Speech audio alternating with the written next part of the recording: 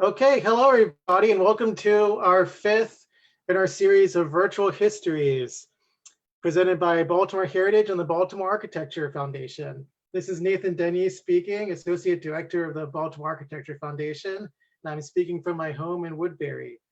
First, thank you to everyone who donated to be with us. Your support at this crucial time allows us to push forward and deliver engaging content, such as the program you're about to watch today. And before I introduce Charlie, I'd like to plug our next presentation. I hope you will join us next Friday as Suzanne Fraser presents about the Roland Water Tower and its exciting ongoing renovation. And on June 12th, Jessica Danza will present on how Alexander Design Studio transformed the old Noxzema factory in Hamden into the new mixed-use Fox building. Registration for both can be found at www.baltimorearchitecture.org.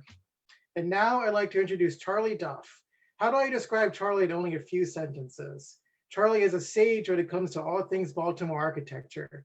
He's a past president of the Baltimore Architecture Foundation and president of the nonprofit Jubilee Baltimore, which has built or rebuilt more than 300 buildings in Baltimore. Charlie is also an author. His most recent book, The North Atlantic Cities, explores the history of the row house from Amsterdam in 1600 to Baltimore today. If you enjoyed today's lecture, I highly recommend ordering a copy. And one final note, please add questions you have for Charlie to the Zoom chat box, and we will get to as many as we can after the presentation. And without further ado, I'd like to hand it off to Charlie. Charlie, if you could start sharing your screen, we'll get started. Thank you, everybody. Great. Nathan, have you unmuted me? Yes. Yes. Great. All right. Well, hold on, everybody, while I figure out this new technology.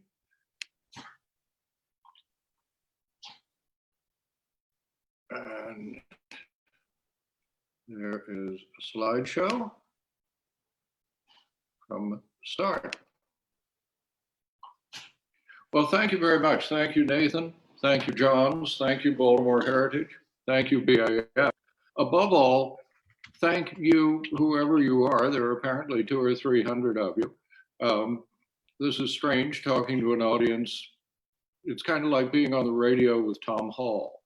I like Tom Hall, and it's weird being on the radio without him, but I'm going to try to imagine you. As Nathan pointed out, I've spent the last 10 years writing a book called The North Atlantic Cities. This is the story of the cities that have row houses. You're looking at the cover of the book, and if you know anything about great paintings, you'll realize that that's a painting by Vermeer in Holland in the 1600s. And that, not surprisingly, is when and where the story of the row house and the row house cities begin. Today, I'm going to tell one of the stories from this book. And as Nathan points out, there are lots of stories in this book, and you should buy the book.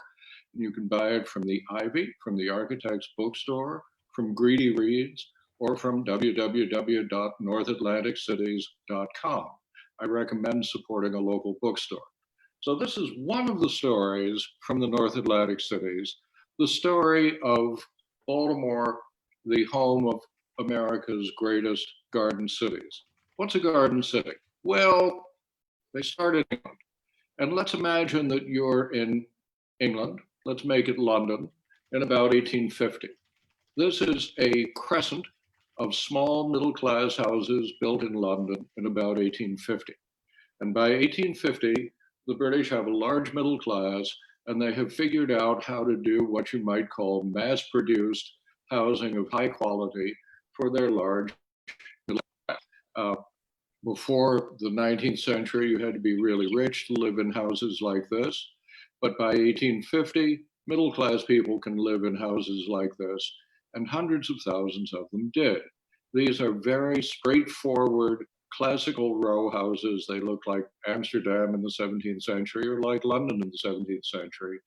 By 1850, the 17th century style of row house building still appears to be going strong. But architecturally, there are new winds blowing. The 19th century is the time of medieval revivals. You may have seen this. This is, you will think of it as Downton Abbey. And you may think of it as a great medieval house or an Elizabethan house. In fact, it was built in 1842, and it's a good example of the medieval revivals of the 19th century, what we think of as Victorian architecture. It's very different from the classical row house of the 17th century, the 18th century, or on up to 1850. And by the middle of the 19th century, the builders of middle class housing in London are beginning to figure out how they can do mass produced middle class London housing with a medieval flavor. These are houses built in 1847 in Shepherd's Bush in London. They look like Elizabethan manor houses. Look at that diapering. See those diamond panes of dark brick? That's called diapering, lovely phrase.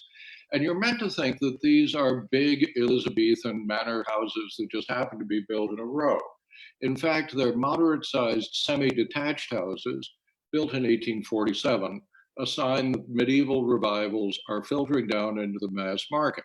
Sometimes this is pretty archaeologically correct, like this, or you can walk a block away and you get this ideal village of sweet little stucco fronted villas, 2 stories high. These are actually row houses. They're connected. They're not meant to look like it. They have little gardens in front. They're utterly adorable. You can buy one of them for £5 million anytime you happen to be in the neighborhood.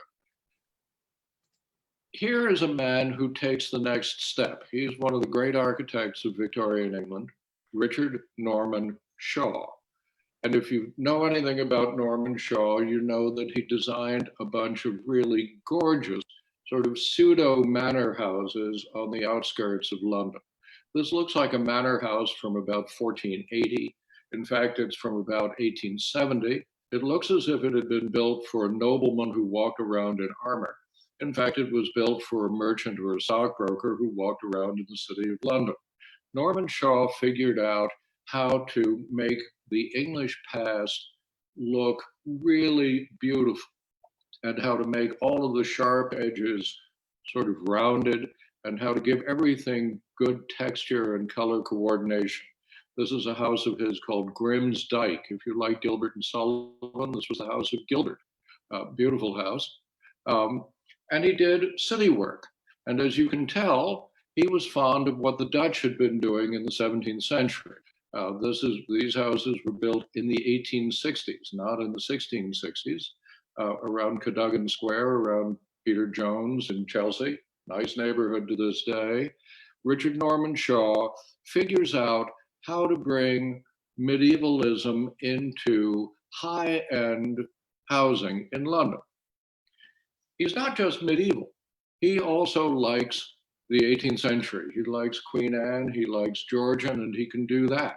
And he can do it on a pretty grand scale. This is not 1710, this is 1870. This is a Queen Anne revival in the middle of the Victorian period. In 1875, an interesting fellow buys 30 acres of land near a railroad stop, 40 minutes from the Bank of England in London, and set out to build an ideal village. He hires Norman Shaw to be his architect, and although Shaw doesn't do most of the individual buildings, he runs the show.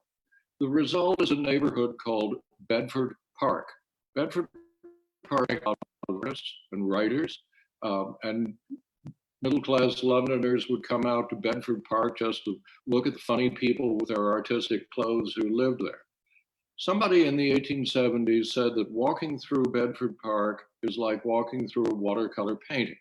Well, here's a watercolor painting of Bedford Park in about 1880, and I think that's right. And if you walk through Bedford Park today, even in the winter when the trees are bare and you can see the houses, it is a completely charming place. Richard Norman Shaw has figured out how to bring medieval architecture, soft edge, well-toned medieval architecture into the middle-class housing market in London. It looks great even in the snow. This is Bedford Park in the snow. Look at the extreme left, look at the shingles hiding down. If you go to Roland Park, that all comes from Richard Norman Shaw's approach to domestic architecture. But Shaw wasn't just a medievalist, if you'll remember. He also liked the 18th century, and Bedford Park has plenty of that. This is a very creative approach to the revival of the 18th century. It's not archaeological. He didn't put an 18th century building on a Xerox machine and just copy it. But if you walk around Bedford Park, you will think that there was such a thing as the English past. And it was a lovely thing, and it was harmonious. And it came out of the Middle Ages, and it came easily and quietly into the Queen Anne and the Georgian eras, and it was all just a lovely thing. If you actually read the history of England, you'll know that an awful lot of people had their heads lopped off, but you would never realize that to walk around Bedford Park. It makes the English past look seamless, continuous, domestic, and open to you. Well, great. But most of the cities in England in the 19th century, most of the places that people lived in and worked in, were pretty dreadful. This is the Industrial Revolution. The Industrial Revolution was powered by coal. It was a disgusting place. 25% of all the people who died in Victorian England died of respiratory diseases. And there were lots of other things they could have died of too. So they had really nasty air pollution and all kinds of environmental pollution. And the housing that was built for working class people in Victorian England, by and large, was not up to the middle class standard. This is a perfectly typical row of working class houses in London from about 1870, and it does not look anything like Bedford Park. Bedford Park also has sensitive landscaping. You don't see a lot of that here.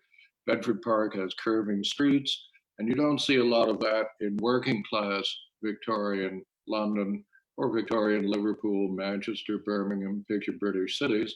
Working class housing by 1870 is beginning to become decent, but it certainly isn't pleasant. And then along comes this guy. This is a fellow named Ebenezer Howard. Ebenezer Howard was not rich. If he had been rich, he probably would have hired Norman Shaw to build him a pseudo manor on the outskirts of London, and we would never know him today. But he wasn't rich. By profession, he sat in the gallery of the House of Commons and copied down everything that people said so that it could be printed in the official record. A fairly miserable job, but it was a job that put him in touch with everything that the British government was doing. Howard was a poor man, he was a literate man, and he was really upset about the dreadful conditions in which most people had to live in London and the other British cities. And in 1897, he published a funny little book called Tomorrow, A Peaceful Path to Real Reform. His basic idea in this funny little book was that there should be things called garden cities. And if you, whoops, sorry about that. If you look at the top of this, which got cut off, it says Garden City. That thing in the center, that circle, is the Garden City itself. It has a central park, a grand avenue, houses and gardens, a circle railway, and surrounding it are forests, children's cottage homes, cow pastures, brick fields, and all kinds of lovely things. So he thought that there should be a bunch of satellite cities around London, 5,000 acres, 32,000 people per city, and he called them garden cities. Well, England has lots of cranks who publish funny little books with lots of weird diagrams, and usually not much comes of it. But Ebenezer Howard was no ordinary crank. He had the ability to organize people. He had the ability to raise money. He could get things done. And by 1903, he is building a thing called Letchworth. And Letchworth is the world's first garden city. It gets built between 1903 and World War I. It has 25 or 30,000 people. And what he does is to take Norman Shaw's architecture, this very sweet pastoral version of the English past, and bring it down to working class scale and working class cost. There is a downtown in Letchworth. The downtown is a mixture. You see Georgian revival on the left, you see medieval revival on the right. It is a self-contained town, but you walk around Letchworth, and here is all of this beautiful, soft, harmonious Norman Shaw style English past, and you can afford to live in it even if you're a working class person. And if you need to get to London, there's a train station. So there are slightly more prosperous parts of Letchworth, middle class parts with some freestanding houses. But most of it is row houses. Here is a group of 6 of them arranged. That's not one big house or even 2 big houses. That is 6 quite small houses. And even though they're small, they're very artistic and very well thought out. Ebenezer Howard got some utterly brilliant designers to go with it. And if you wonder what they look like when you're there, here they are. And Letchworth is an enchanting place to walk around and becomes the model for English development for most of the 20th century. By 1907, some of the designers who have worked at Letchworth are building a thing called Hampstead Garden Suburb in the north end of London. If you have never been to Hampstead Garden Suburb, please go. If you have, please go back. It is, I think, the best residential environment ever built by the English-speaking peoples. It is an exceptionally lovely place. And it's both medieval and Georgian revival. This is, forgive the alamy things here. I can't find my own slides of Hampstead Garden Suburb, so I had to steal some off the net. But this is what it looks like. It's a mixture, it's a Norman Shaw type mixture of medieval oldie England with Georgian oldie England, and it all goes together beautifully with little gardens in front and trees everywhere. And a downtown. Here's the downtown of Hampstead Garden Suburb. Looks a lot like the downtown of Letchworth. Very nice downtown. It all works fine. So here is Canterbury Road in Baltimore, just north of 39th Street. These houses were built in 1917 and are part of the neighborhood that we call Tuscany, Canterbury. They are fully in the Norman Shaw, Ebenezer Howard, Bedford Park, Letchworth mode. Somebody in Baltimore had been studying that and wanted to reproduce it and did a fine job. If you look at this, you might think it's a large manor house on the outskirts of something. In fact, it is 4 houses. It's a group, it's a row of 4 houses. This is right out of the Norman Shaw playbook, right out of the Ebenezer Howard playbook. And it is in Tuscany, Canterbury. And Tuscany, Canterbury, like Letchworth and like Bedford Park, has Georgian revival parts too. Here is Clover Hill Road. Canterbury Road has those half-timbered things. Clover Hill Road is more Georgian revival. Some of it's red brick, some of it is stuccoed, a lot like Bedford Park, a lot like Letchworth. Bigger houses than you find in Letchworth, but about the same size as Bedford Park. Tuscany, Canterbury, 1917. And the details are good. It's not just the general idea. This is a doorway in Canterbury Road. Walk around Canterbury Road, Clover Hill Road, go down Tuscany Road. This is a very, very beautiful environment. The people who designed this environment were not entirely making it up. This was cutting edge modern architecture in 1917, the architecture of the Garden City movement.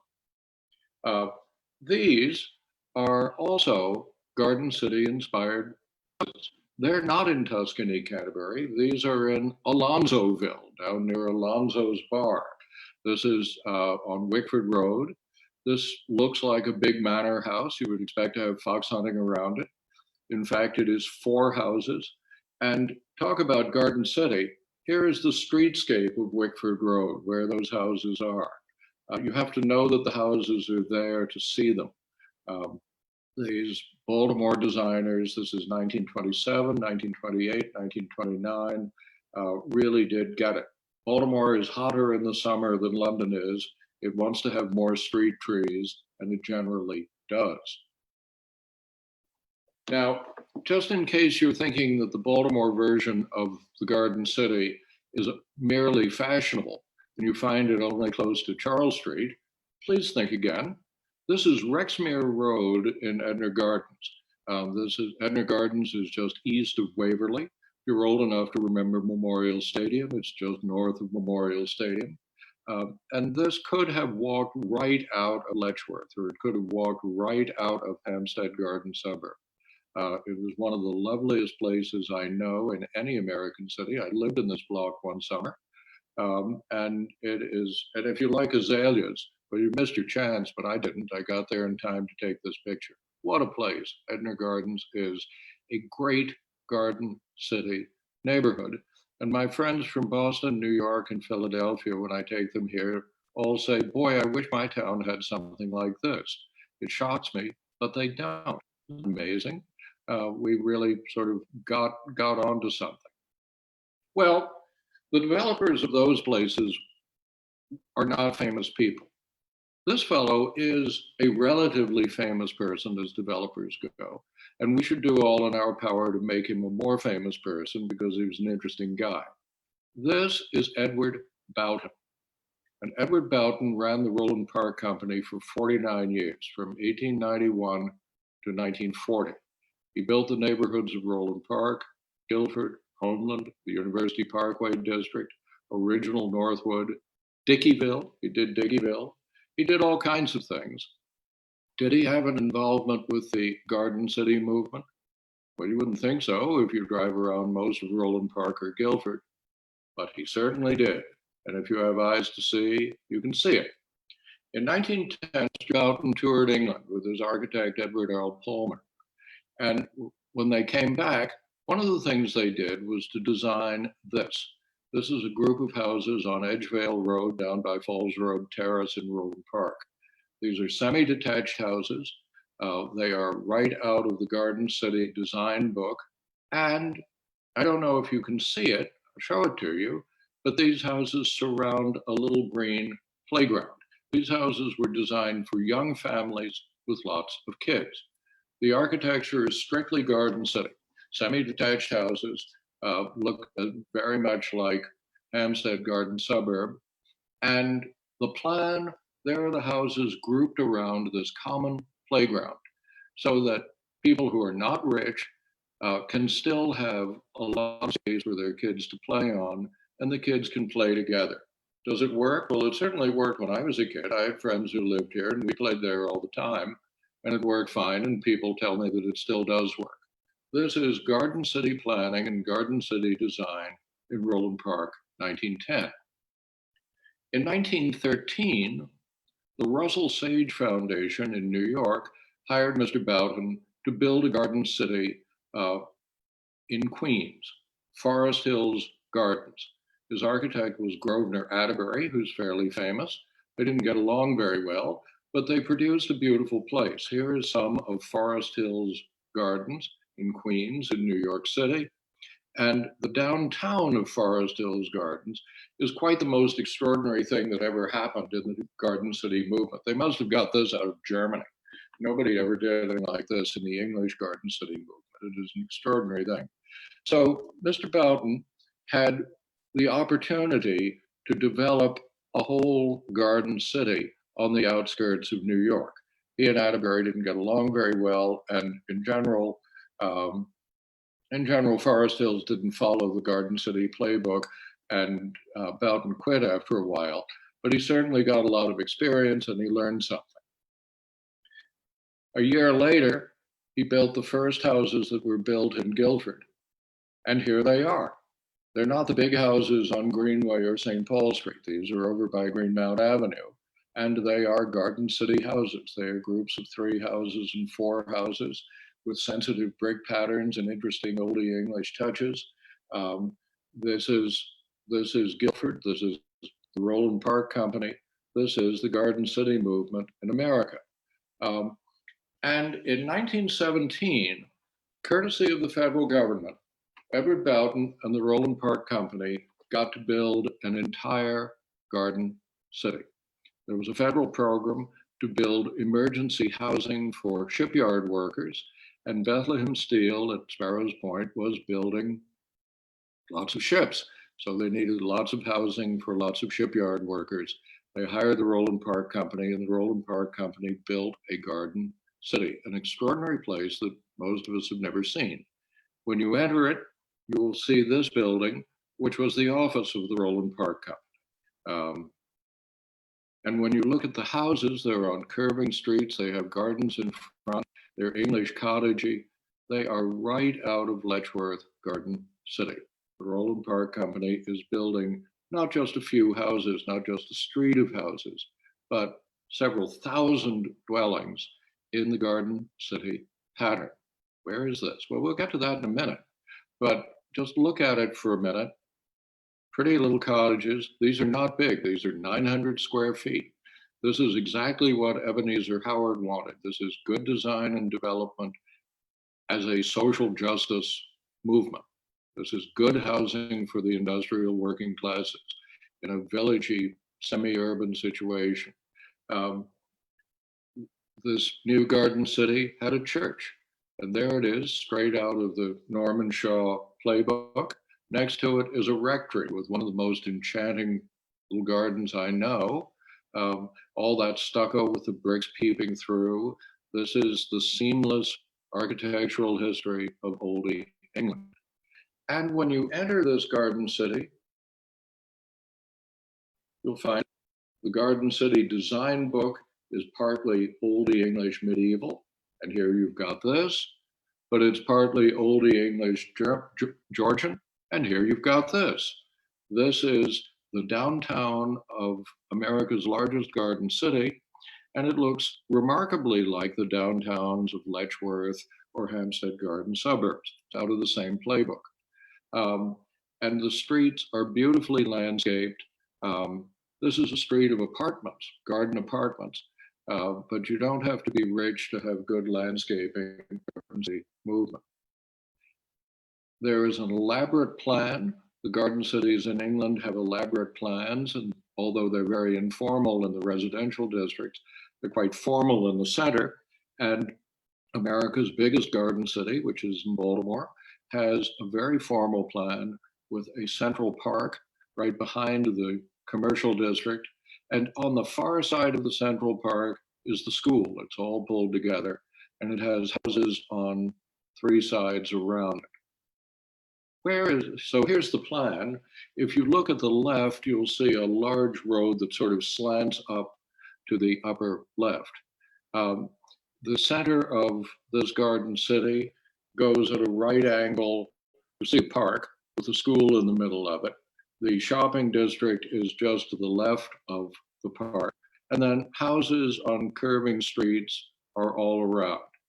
I don't know if you can, I hope you can't read what's written there. You probably can. It'll spoil the surprise, because in case you're wondering where this is Dundalk. Most people who care about Baltimore architecture don't know very much about Dundalk. Dundalk is one of Baltimore's hidden gems. Dundalk is the best garden city in America, and one of the very few that are faithful to the vision of Ebenezer Howard. But it's not just good design, it's not just good planning, it's also social justice. It's good design and good planning for the industrial workforce. So you never know what good stories you're going to run into in the row house cities of the world. And as Nathan says, you really should buy a book called The North Atlantic Cities.